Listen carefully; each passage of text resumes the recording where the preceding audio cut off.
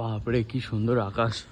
তো good morning guys, আজকে হচ্ছে রথের পরের দিন আর আমাদের হচ্ছে এক্সাম বঙ্গবাসী কলেজে। আজকে এটা সেকেন্ড ডে এক্সাম আমার।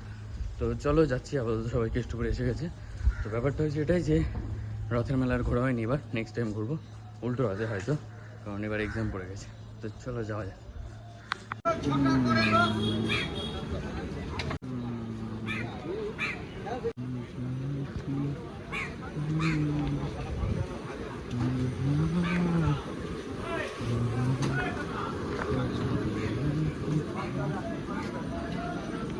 তো ভাই চলো, চলে এসেছি বঙ্গবাসী কলেজের সামনে। এবার কলেজের দিকে যাব, কলেজে ঢুকবো, দেখি গেট খুলেছে কিনা।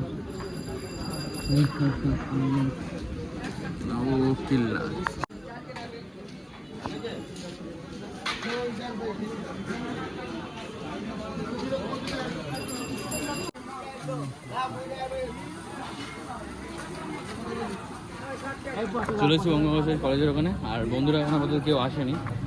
আর এখানে তো বাজার দেখতেই পাচ্ছ, যেরকম বাজার বসে, বিশাল বাজার।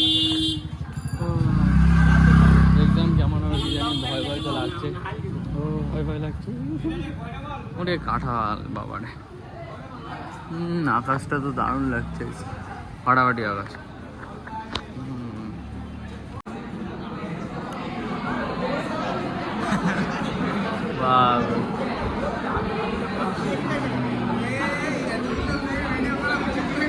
উচিত না সব করা উচিত।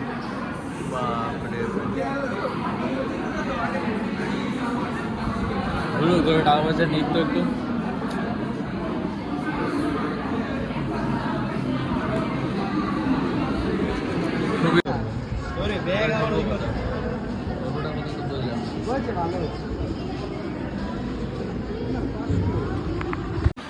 তুই তো বুঝেছিস ভালো, আমি তো বুঝতেই পারিনি ব্যাপারটা, আর কি বলবো বলতো। তো গাইস চলো, আপাতত এক্সাম শেষ হয়ে গেছে, কি হবে জানি না। ডাল চটকে দিয়েছি একদম, পরীক্ষা রেজাল্ট বেরোলেই হয়ে যাবে কিরম ডাল চটকে।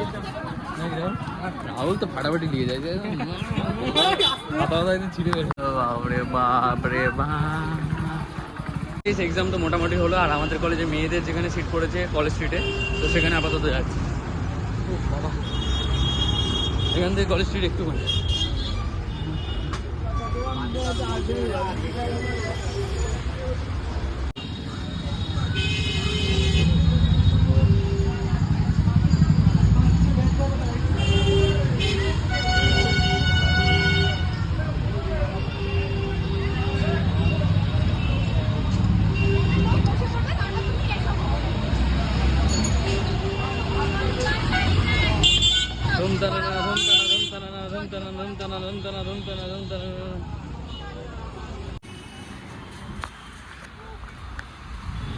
তো গাইস ব্যাপারটা হচ্ছে উল্টোডাঙ্গা থেকে আমরা কাঁকড়গাছি অবধি হেঁটে এসেছি শুধু মিষ্টি খাবো আর মিষ্টি নেবো বলে, তাও শ্রেয়ার উদ্যোগে।